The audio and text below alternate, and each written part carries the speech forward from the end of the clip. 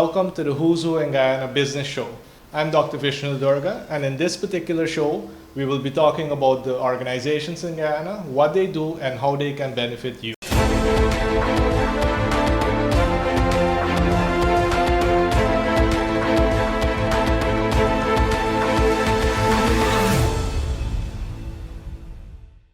I'm Dr. Vishnu Durga with ActionCOACH Guyana, and today I really want to share with you 5 to 6 tips on how you can really make sure that your business, either if you started in 2020 and you're really looking at getting stronger and growing in 2021 and beyond, or if you were affected by the COVID pandemic and you did have to reinvent yourself, what are some of the things that you really need to put in place in order to make sure that your business doesn't become one of the business failure statistics that we hear so frequently about?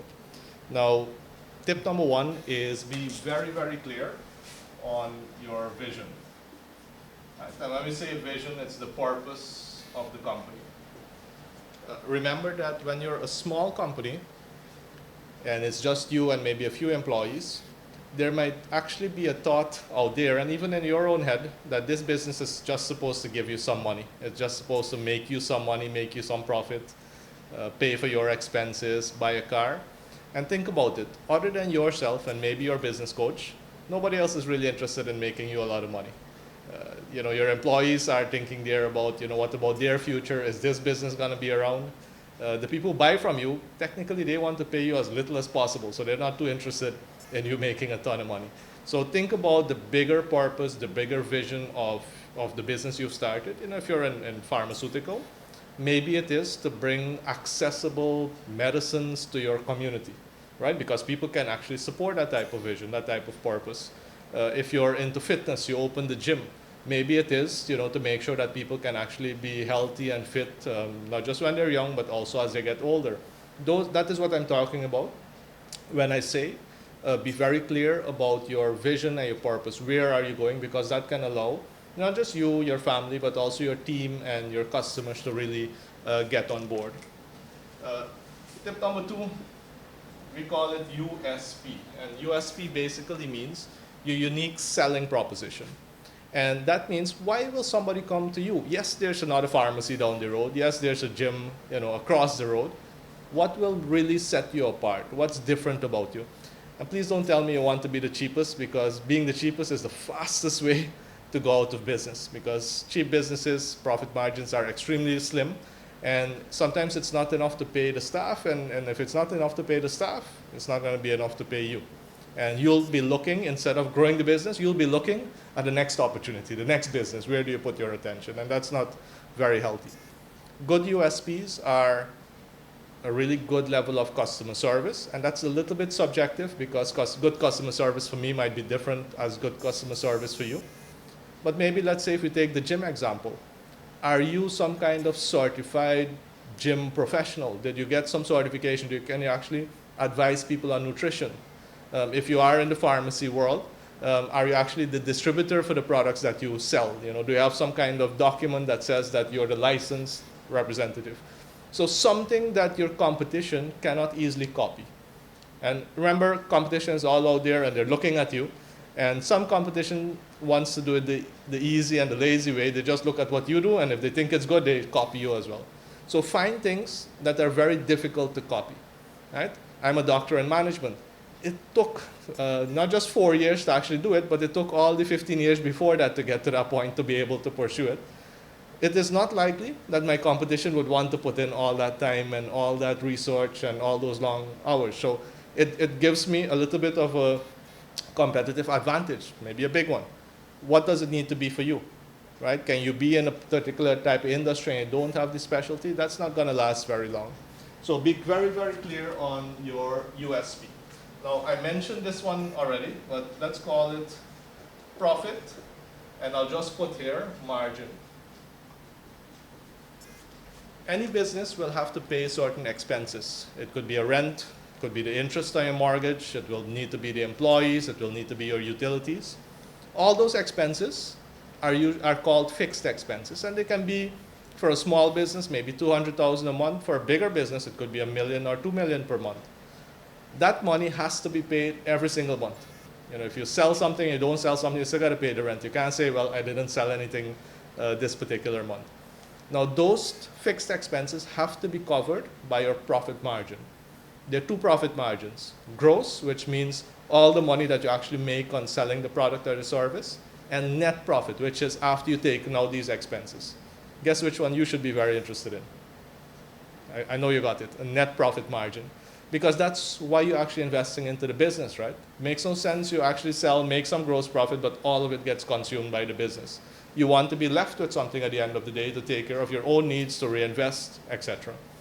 Now, it is very important that you look at what is the product or service currently being sold in the market.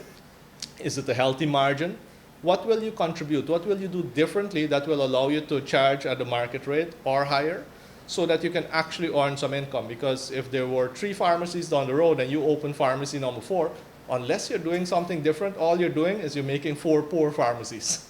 Because then all it becomes is about price, and none of the 4 might actually be able to earn any money. So we have to be very, very careful about locking in a very healthy profit. And just as general guidance, it would be good for you to talk to a professional about this.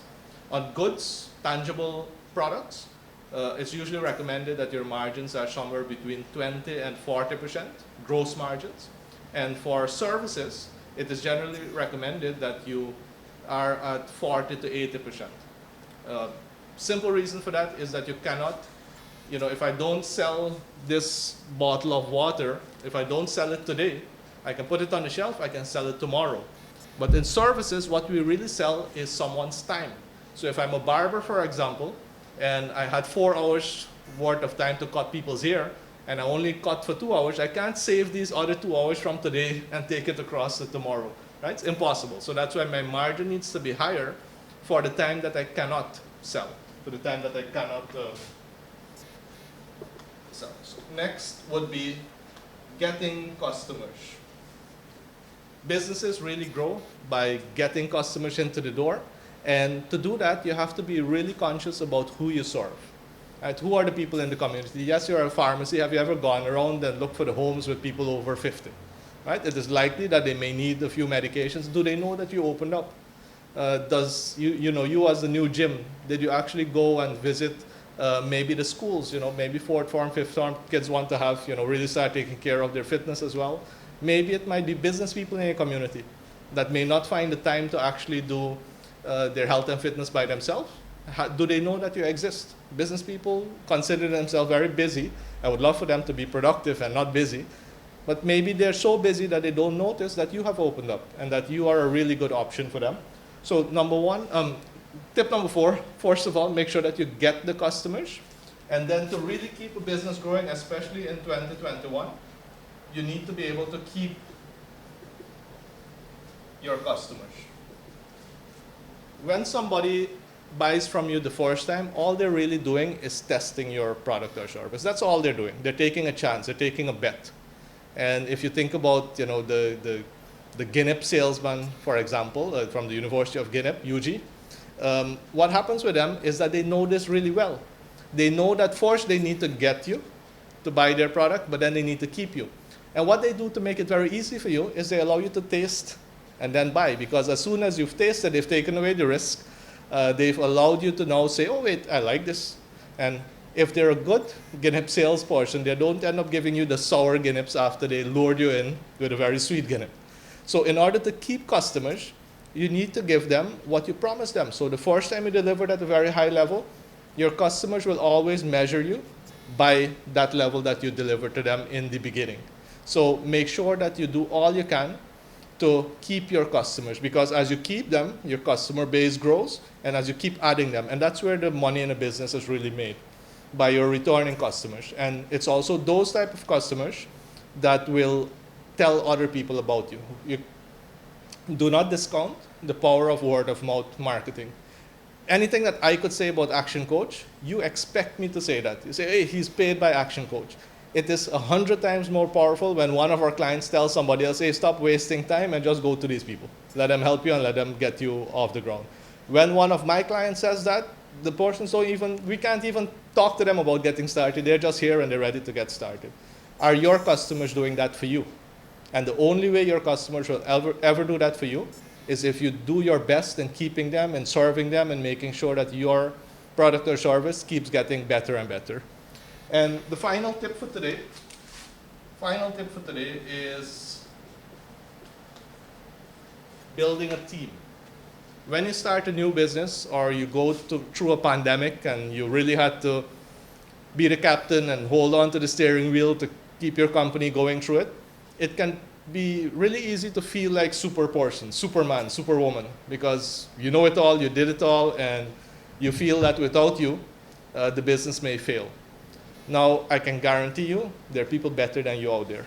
I know you may not believe me at the moment, but there are people better than you out there. There are people better than me out there. And the only way I can make sure that the company gets better at what it does is to bring people in that are better than I am. Because think about it, right? If I'm the best that there is in the company, the business will grow up to my level of competence or incompetence. If I don't see, well, you know, Vishnu, you're not so good at the finance side, you need to bring in a finance professional that can bring an added layer of service to your clients that I couldn't do before. Because I bring that in, my clients say, wow, fantastic, I wasn't expecting this, this is so much better. Here, can we do some more business with you? Can I recommend that portion? What needs to happen with you? So you have a gym, fantastic, you're doing all the training. Maybe you're not so good on the nutrition side. You're not the best at it, you know a little bit. But what if you were to bring someone in who's a trained nutritionist? And then your clients say, well, this is what I've been waiting for because I keep doing all the exercises, but nothing happens. Nothing will happen if you don't eat correctly. Simple as that. So it is very important that you start selecting the team members that can really allow you to evolve the business. And my first advice is always start with the things that are low skill, low fun to you. And it's not really the thing that you should be focusing your time on. Most business owners earn about anywhere between 1,000 to 5,000 Guyana dollars per hour, right? Just do the math, look at the salary or look at the profit that the business is supposed to be earning, and you'll see that it's about between 1,000 to 5,000. Hopefully you're way beyond 5,000. But it's amazing to see how many business owners are actually doing work that is $200, $300, $400 per hour type of work. They're opening their business, they're cleaning, they're making phone calls, they're doing a ton of stuff. They're going and do bank deposits, right? All kinds of stuff that they're doing that is not worth the time that they're supposed to be earning. They're supposed to be leading the business, working on the strategy, going after the big customers, working on how will we add a new feature to the product, how will we get a new product line in. That is business owners' work. And if you don't have the team, you'll always think that you need to do it all. And you have to make sure that you recruit really good. It takes us about 100 candidates, sometimes 20, 30 interviews to get one quality person to add to our team. And the same thing goes for our clients. So don't think that the first person that walks in is going to be the best person for your company. You need to always be hiring and always be making sure that the culture in your company is one that can grow and can affect people positively. Those were, just 6 tips. You see them behind me. If you need any other feedback, please make sure that you reach out. Keep looking at BizInspire. The content that you're getting there, the stories that you're seeing, don't just look at them for your entertainment purpose. Look at them for your education purpose, because something that another business owner is doing in another region is something that you may be able to adopt wholeheartedly, or you might say, oh, wait, I can actually do this. You might be able to adapt it and then put it in use in your business. And there may also be some things that you hear that people have struggled with that you don't need to go through that struggle. Learn from other people's lesson. It's the fastest way to grow. I hope this is useful to you, and I look forward to you having a very fantastic 2021 and beyond.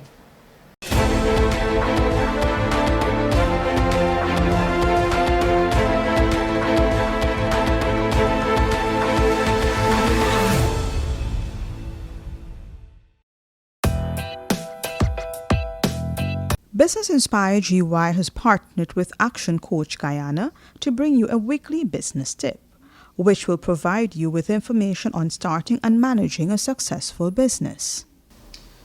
Hi everyone, Coach Keon Smith here from ActionCOACH Guyana, where we grow good businesses into great businesses. Today I want to share with you on the attitude of an entrepreneur. And we can determine the type of attitude we would like to have. At an Action Coach Guyana, we call it our above and below the point concept. You can have an attitude that is below the point or one that is above the point. When we speak about having a below the point type of attitude, we are referring to those individuals who engage in what we call bad behavior, BED. We don't want to say bad because we don't want to be judgmental to anyone. Bad behavior means, and we're going to start from the bottom, it means that first of all, you're in a state of denial. Being in a state of denial is where you believe that everything is going perfectly fine in your business and that there's nothing more that you need to learn. And when we move on to that state of denial, we then graduate and we start going into the state of making excuses. Every time you find a reason why you can't get something done, it's an excuse. And as a business owner, very often we usually cut ourselves a lot of slack by saying we're going to get it done tomorrow. When we move from excuses, we now get our PhD and we reach to blame, where we start to point fingers, blaming everyone and everything else except us. So if you want to continue to have a below the point type of attitude where you're constantly blaming, making excuses, or even being in a state of denial, then I can tell you it's not going to serve you for a very long time. Having an above the point type of attitude means that you need to grab and hold on to your OAR, O-A-R. First of all, where you take responsibility or you're being responsible. When you take responsibility, it means that you're not going to be pointing the fingers to other persons around you, but rather you're going to be thinking to yourself, what could you have done differently that could have given you a better result?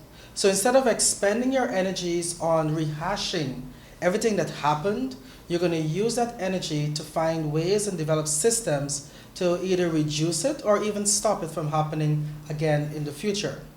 Then you want to make sure that you're going to be accountable. And the biggest part of that word is the middle, C-O-U-N-T, count. By what standards are you using to measure your performance as an entrepreneur and even the performance of your team members? It is very important for you to have standards. And I've developed an acronym that I call your Personal Professional Standard, PPS, which means if the benchmark is 10, you should be aiming for 12, 13, and even higher. And then finally, to take ownership. Taking ownership simply means that you have been given the task or you've chosen to be an entrepreneur in this particular industry, and you need to take ownership of that role. You need to take ownership of the direction in which you're moving yourself and your business. So very importantly, think about the attitude that you would like to cultivate as an entrepreneur. Is it going to be a below the point type of attitude where you're blaming, making excuses, and being in denial?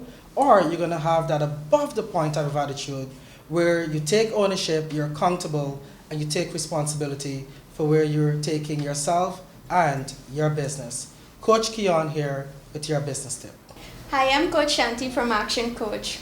Our vision is world abundance through business re-education. And today's tip is on VAC, V-A-K, visual, auditory, and kinesthetic.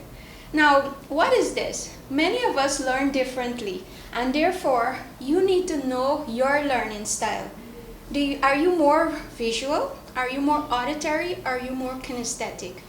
Some of us can hear things, so we are more auditory. Someone can explain something to you, and by just hearing it, you understand everything. Some of us needs to see it, draw it, do it, and some of us are kinesthetic, where unless we do the thing, only then we understand. So which one are you? We do have all three areas in us, but some of it might stand out in one of the areas specifically. You need to know this for yourself so that you can learn faster. You can learn and understand what you need to learn as business owners and also for your team. How does your team learn? Because you might be talking a lot to your team members and then they don't understand because they're more visual. They need to see what you're talking about. So how do you know that someone is visual, auditory, and kinesthetic? You cannot go and ask someone to do an assessment for you to know that. So in a simple way, you can look at their eyes. So if their eyes are going up when you're talking to them and their eyes are going up, most likely they are a visual person. So therefore, stop talking and start, get a paper or something or a board and draw it or write it for them. And if their eyes are like eye level here, then they're more auditory. They'll follow you in what you're speaking. If they're kinesthetic, you'll see their eyes are going to the floor and they're thinking. Okay, so next time that you are maybe teaching someone or for yourself, learn, are you more visual, more auditory, more kinesthetic, so that you can learn faster and you understand what you're learning. This is Coach Shanti from Action Coach. You're watching the Who's Who in Guyana Business Show, powered by Action Invest Caribbean Inc. and Business Inspire.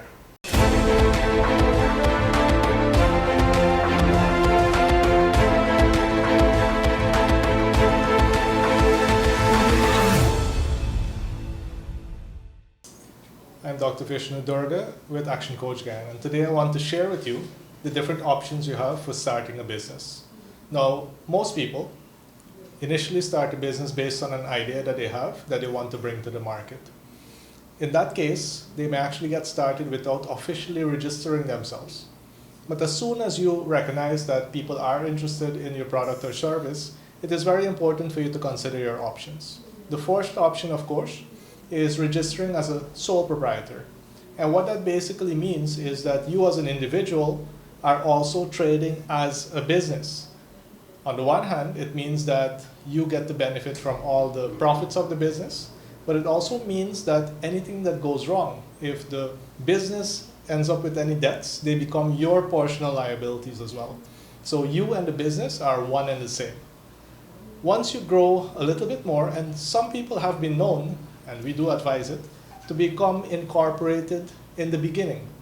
When you incorporate a business, what actually happens is that you create a separate legal entity. It's like a separate human being responsible for itself, of which you then have ownership.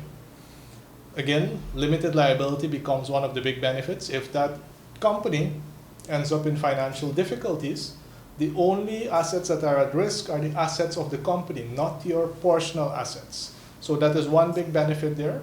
The other benefit as well is if you want to bring on partners or other investors. In a sole proprietorship, people can lend you money, but they can't really have shares in that business. What we want to make sure is that with a company, you can determine if you want to bring someone in 20, 30% worth of equity in your business. They could buy in, so they could actually pay you some money. You could cash some of that money out, but then they own a part of the profit, whatever part they invested. And they also own part of the risk, because if things go wrong, they will also be responsible. Another big benefit of having a company is that you can then appoint a board of directors. The owners of the company can actually appoint 1 to 6 is the normal standard. You could appoint more if you wanted, but you can bring knowledge to the table.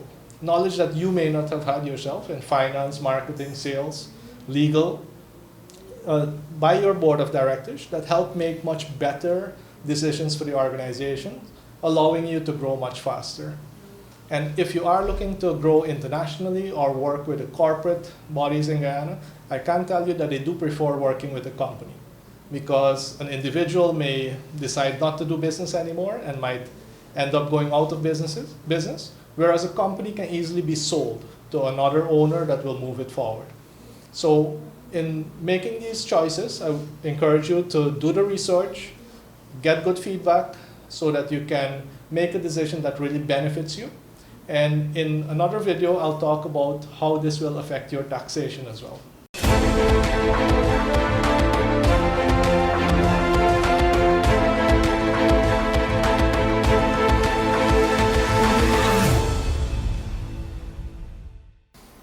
I trust you enjoyed today's show.